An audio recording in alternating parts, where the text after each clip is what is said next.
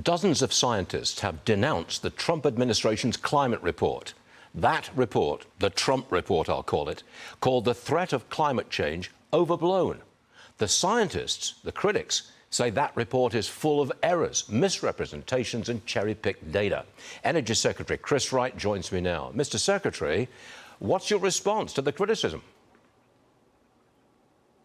Yeah, you can see how political climate science has become. Over 90% of what's mentioned in the report, Stuart, is straight out of the Intergovernmental Panel on Climate Change reports. We're just amplifying what's already in these sort of long, detailed, nerdy reports. And of course, that tones down the overheating about climate change, because most of what's in there is real physical data. There's change going on, but it's actually not alarming. It's not fast moving, and it's nowhere near the world's biggest problem. But if you're an activist in this space, you don't like that being downplayed. Okay. Next one, Mr. Secretary. The president is going to review the approval of a wind farm off the coast of Massachusetts. In other words, that project could be killed. Now, yesterday, former Energy Secretary in Trump's first term, Dan Brouillette, he was on this program. He said, look, cancelling these wind projects is a bad idea. Watch this, please.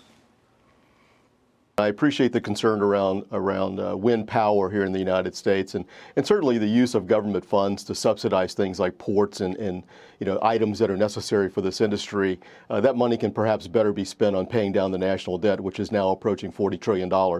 But pulling a permit at this stage of the process sets an unfortunate precedent.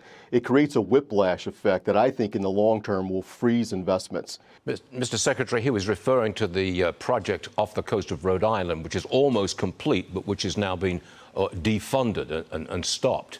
What do you say to the former Energy Secretary?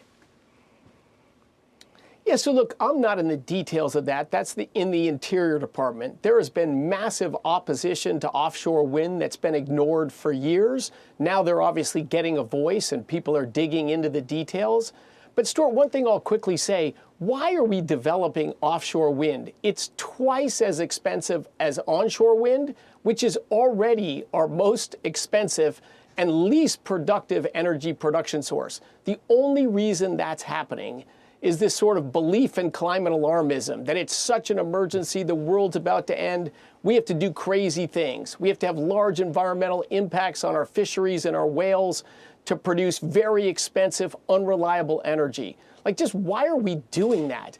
Germany, Denmark, and United Kingdom went headlong into this, and they have the most expensive electricity prices in the world. Is that the path we want to go down? I see windmills all over the place. The president says he doesn't like windmills, he doesn't want them. Are we going to see those windmills removed? I don't know about that. I don't think that. But I think the president, Trump, he was elected to bring common sense back to D.C. Everyone sees windmills everywhere. They're less than 2% of U.S. energy, and almost no one has seen an oil and gas well. That's 70+% of U.S. energy. The environmental impacts of wind are about as large, probably the largest of any energy source we've got, and people don't like them. One more, sir. An appeals court ruled that climate groups cannot access $16 billion from what I'm calling Biden's green slush fund. I think this is a major win for you. What do you say?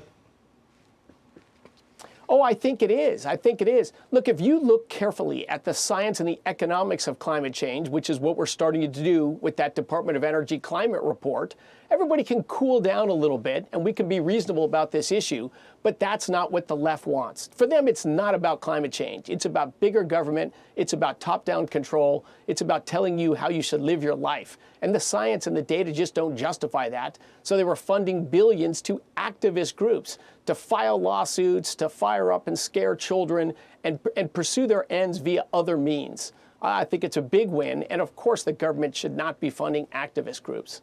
Mr. Secretary, always a pleasure. Thank you very much for being with us. Thank you, Stuart.